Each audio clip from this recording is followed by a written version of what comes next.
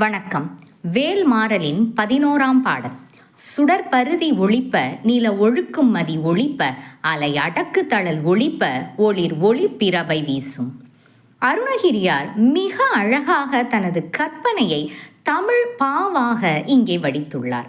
3 சுடர்களை குறிப்பிட்டு அவை அனைத்தும் வேலின் முன்னே ஒன்றுமே இல்லாதது போல அதுவும் நாணுவதாக பாடலை அமைத்துள்ளார்.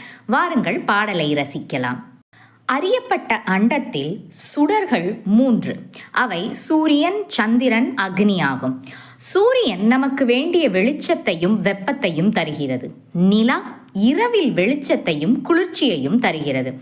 என்னதான் நிலாவிற்கு சொந்தமாக ஒளி அளிக்கும் திறன் இல்லை என்றாலும் சூரியனிடமிருந்து ஒளியை வாங்கி பிரதிபலிப்பதால் அதுவும் ஒரு சுடராகவே கருதப்படுகிறது. அக்னி எனும் நெருப்பு சமையல், வெப்பமூட்டுதல், வெளிச்சம் மற்றும் பாதுகாப்பு ஆகியவற்றிற்கு பயன்படுகிறது. இது அந்த 3 சுடர்களுக்கான விளக்கமாகும். இந்த பாடலில் அருணகிரியார் அக்னி என்பதற்கு வடவாமுக அக்னியை பற்றி குறிப்பிடுகிறார். இந்த அக்னியானது கடலுக்கு அடியில் ஒரு குதிரை போன்ற வடிவத்தில் இருந்து வெளிப்படுவதாக கருதப்படுகிறது. கரையை கடந்து உலகினை அழிக்காதபடி கடலினை அடக்கி கொண்டிருப்பது இந்த வடவாமுக அக்னியாகும். ஆகவேதான் அலை அடக்கு தழல் என்று இந்த பாடலில் குறிப்பிடுகிறார்.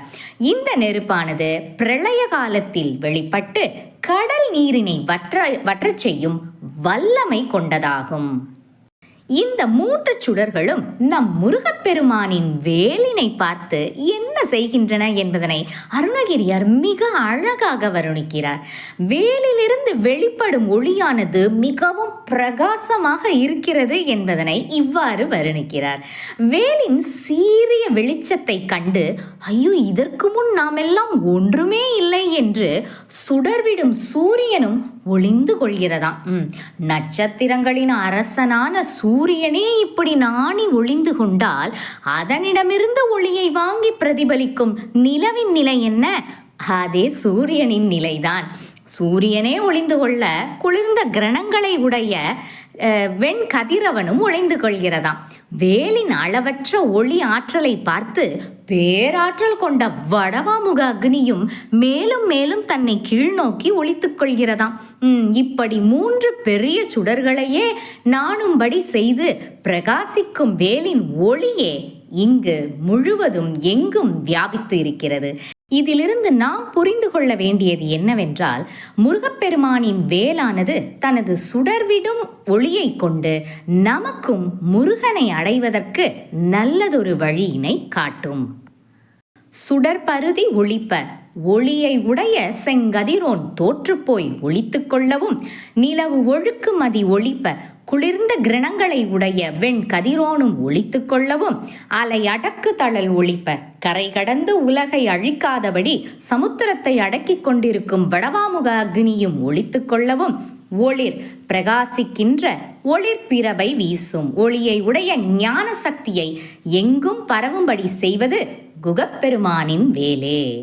சுடர் பரிதி ஒளிப்ப நில ஒழுக்கும் மதி ஒளிப்ப அலை அடக்கு தழல் ஒளிப்ப ஒளிர் ஒளி பிரபை வீசும் திருத்தணியில் உதித்தருளும் ஒருத்தன் மலை விருத்தன் எனதுளத்தில் உரை கருத்தன் மயில் நடத்துகுகன் வேலே.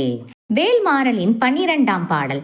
தனித்து வழி நடக்கும் எனதிடத்தும் ஒரு வலத்தும் இரு புறத்தும் அருகடுத்து இரவு பகல் துணையதாகும். முருக பக்தர்களால் அடிக்கடி பயன்படுத்தப்படும் ஒரு பிரபலமான மந்திரம் வேலே துணை என்பதாகும்.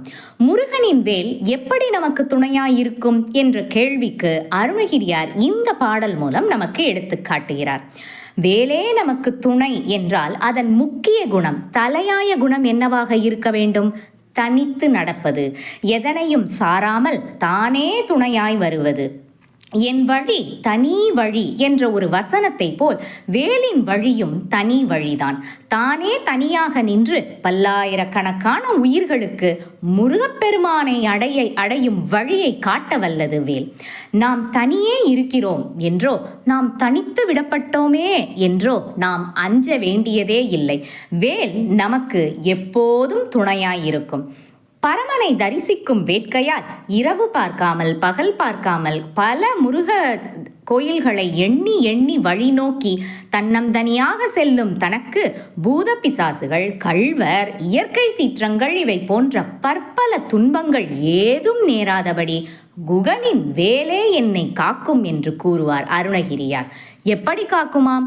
நமது இடப்புறமும் இருந்து காக்கும், வலப்புறமும் இருந்து காக்கும். அப்படி என்றால் முன்னும் பின்னும் யாரேனும் தீங்கு செய்தால் என்ன செய்வது? கவலையே வேண்டான், அதற்குத்தான் இருபுறத்தும் என்கிறார். அதாவது முன்பக்கம் பின்பக்கம் என எல்லா பக்கங்களிலிருந்தும் காப்பது வேலாகும். நம் பக்கத்தில் இருந்து கொண்டே நம்மை காப்பது வேல். அருகடுத்து பக்கத்திலிருந்து காப்பது வேலாகும். இரவும் பகலும் துணையாய் இருப்பது வேல் ஒன்றே. இந்த உடல் நம்மை கைவிட்டு யமன் வந்து பிடிக்கும் மரண தருவாயின் போதும், தியான காலத்தில் இரவு பகலற்ற இடத்தே செல்லும் போதும் ஞான சக்தியாகிய வேலாயுதமே நம்மை காக்கும் என்பது இந்த பாடலின் குறிப்பு ஆகும். தனித்து துணையின்றி தன்னந்தனியாய் வழி நடக்கும் வழியில் நடக்கின்ற எனது இடத்தும் எனது இடப்பக்கமும் ஒரு வலத்தும் ஒப்பற்ற வலதுபுறத்தும் இருபுறத்தும் முன்னும் பின்னுமான இரண்டு பக்கங்களிலும் அருகடுத்து அண்டையில் நெருங்கி இரவு பகல் துணையதாகும். இராகாலத்திலும் பகல் காலத்திலும் துணையாக இருந்து என்னை காப்பாற்றும் குகனது வேலே. தனித்து வழி நடக்கும் எனதிடத்தும் ஒரு வலத்தும் இரு புறத்தும் அருகடுத்து இரவு பகற்றுணையதாகும். திருத்தணியில் உதித்தருளும் ஒருத்தன் மலை விருத்தன் எனதுளத்தில் உரை கருத்தன் மயில் நடத்து குகன் வேலே. ஓம் சரவணபவ.